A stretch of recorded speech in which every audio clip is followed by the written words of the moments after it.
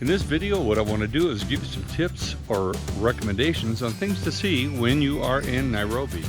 And one of the first is Giraffe Manor. We're here at Giraffe Manor. Beautiful location here in Nairobi, and a place that you definitely, if you have the opportunity, you want to come here and stay at least one night. So this is one of the fantastic places to come to, and I'm going to show you a few others. So I had heard about Giraffe Manor and read about it, but was still not prepared for the elegance of this estate when we entered. Having met the professional staff, I was able to take a quick tour of the manor and the grounds that are truly breathtaking. When I entered the foyer, it felt like I had stepped back in time. The manor was built in 1932 and was modeled after a Scottish hunting lodge. With its stately, elegant interior, green gardens and sunny terraces, and delightful courtyards, it was like I just was walking onto the film Out of Africa. And by the way, I was told one of its 12 rooms is actually named after Karen Blixon from Out of Africa. So this is one of the other salon areas here at Giraffe Manor. And as you can see, they have a fireplace. So in the evenings here, as the weather does cool down, you're gonna have a nice fire, and it's a place to have some drinks and socialize with the people. This is another inside dining area where the giraffes do come and stick their heads through the window. Now let's go over and take a look at our room. And thank God, not up the stairs. Our room. Welcome to our room. And we have a coffee maker back here, which we probably won't be utilizing. Big king size bed. We got mosquito netting on there. Big soak tub. Double sinks. Private commode over here. Bet your doors are closed. Massive shower for the two of you. We have another exit here that goes outside with our own little patio out here. So we're gonna give the lunch a try, and let's see how this is. It's a set menu, and so far what we've looked at, it looks pretty good. Nice to meet you. You Mr. call me Mi- Mona. It might be easier just Mona. Mr. Petru. Mr. Hey, Petru. excellent. Bon appetit. Thank you. Beautiful.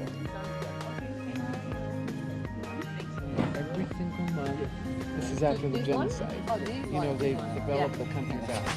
I can tell you, strolling through the gardens on these grounds is so impressive, so tranquil and peaceful. You just want to sit down with a good book and do some reading and just relax.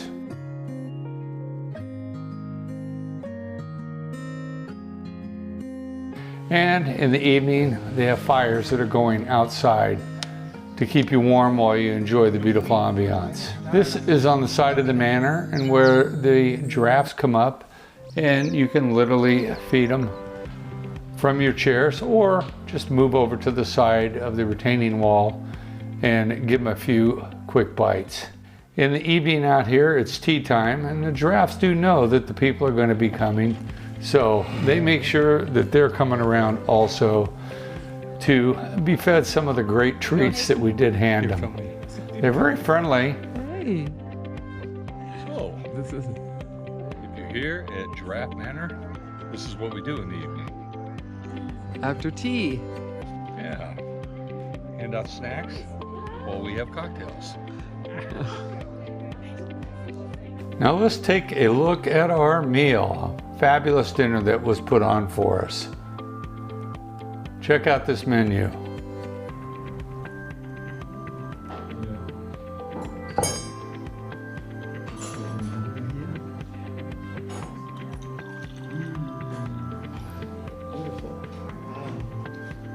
Food.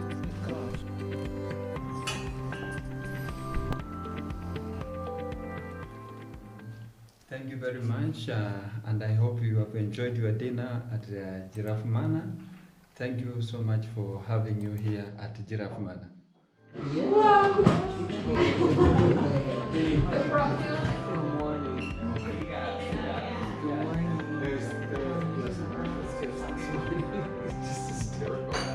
Apparently she was really picky. It's a unique way to have breakfast here at Giraffe Manor. So, pretty cute. They're all around outside. So let's take a look at our next adventure here. Well, today we're over at the Sheldrick Wildlife Preserve here in Kenya, and we're going to take a quick tour of this today. So we'll get some good shots of some of the baby elephants here in the sanctuary. Basically, they nurse a lot of these back to health. People adopt them, and they are cute. The Sheldrick Wildlife Trust Elephant Orphanage is located in Nairobi National Park in Kenya and is open to the public for 1 hour every day. The hour visit begins with feeding time, and you can witness the elephants rushing over to their handlers for food. There's an interesting presentation about the Trust's history, and it is quite a story. For over 25 years, Kenyan-born Daphne Sheldrick lived and worked alongside her husband, David Sheldrick, who was a naturalist. Throughout his time, they raised and successfully rehabilitated many of the wild animal species. She was one of the first persons to have perfected the milk formula and necessary husbandry for infant milk-dependent elephants, discovering that coconut oil was nearest a substitute for the fat in the elephant milk. The Trust travels throughout Kenya to rescue orphaned elephants and rhinos, along with other animals like giraffes, hippos, white rhinos. Sadly, many of the orphans rescued are victims of poaching and human-wildlife conflict and are in a terrible state of emaciation and distress. The rehabilitation process for these orphans is very complex and undertaking, as many of them are milk dependent. Not only does it require physical care, but also emotional care. The elephant keepers have tremendous amount of responsibility to ensure the successful rehabilitation into the African wilds. Each elephant remains in the Wildlife Trust Nursery in Nairobi National Park until they are ready to make the journey to eventually assimilate in the wild and join other herds. But this pace is determined by each individual elephant. Today, the Trust has successfully hand-raised over 200 infant elephants and reintegrated them to elephants back in the wild herds in the national park. More than 25 wild-born calves have been born to orphaned elephants raised in their care, now living back in the wild. We found the visit very touching and poignant and extremely worthwhile. The people who work here are passionate about their mission and willing to take action to halt the threats facing elephants and all Africa's wildlife. We adopted an orphan elephant, and now we feel like we're part of the offering life and hope to an animal in need.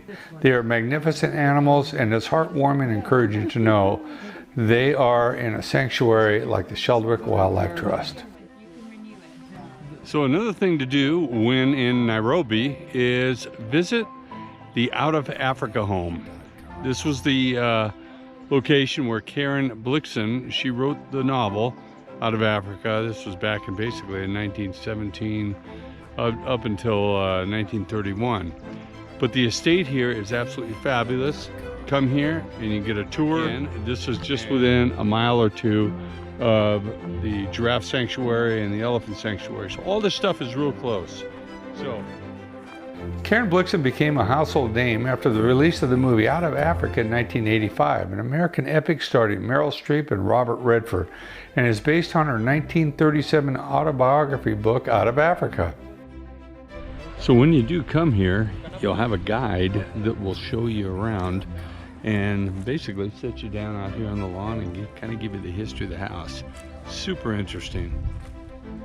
After seeing the Out of Africa movie years ago, we were both intrigued by the Blixon story. Knowing her story took place in Nairobi, we decided it was a place we wanted to visit, and I have to say we were not disappointed at all. Our guide Stanley met us and gave us a private tour of the property. Stanley was obviously well versed in the history of Karen Blixon and the entire operation of this property from the start to the end. A little history of it: in 1912, Karen married Baron Boer Blixon, and they moved to present-day Kenya, which at the time was part of the British East Africa. The couple began to cultivate coffee, and in 1915, the Karen Coffee Company was formed. Most of the day-to-day running of the Karen Coffee Company fell to Karen Blixon, as her husband spent most of his time out hunting, on safaris, and being unfaithful to his wife. His infidelity led to Blixon contracting syphilis from him, and they later divorced. Once on her own, Blixon began a love affair with a big game hunter and army officer, Denis Goldfinch Hatton, played by Robert Redford in the film, if you recall, whom she had been friends with since 1918. Hatton died in a plane crash, and then the economic depression combined with a drought made it impossible to keep the Karen Copy Company running, and Blixon was forced to sell. She returned to Denmark, where she lived the rest of her life as a writer, publishing Out of Africa and several other stories. In my opinion, this property is a must-see while in Nairobi, so don't miss it. And now we've moved over to the Giraffe Center Sanctuary, which is near the Elephant Sanctuary. And we're going to walk and take a look at this. Looks pretty interesting. The last one we really enjoyed. The Giraffe Center Sanctuary was established in order to protect endangered species of giraffe found only in the grasslands of East Africa. In 1979, the Giraffe Center, which was a nature sanctuary for visiting school children and also included a wildlife conservation education program for school children, was started by Jock Leslie Melville, the Kenyan grandson of a Scottish earl. Jock and his wife Betty captured 2 baby giraffes to start a program of breeding giraffes on their Langata property, which was the site of the present center.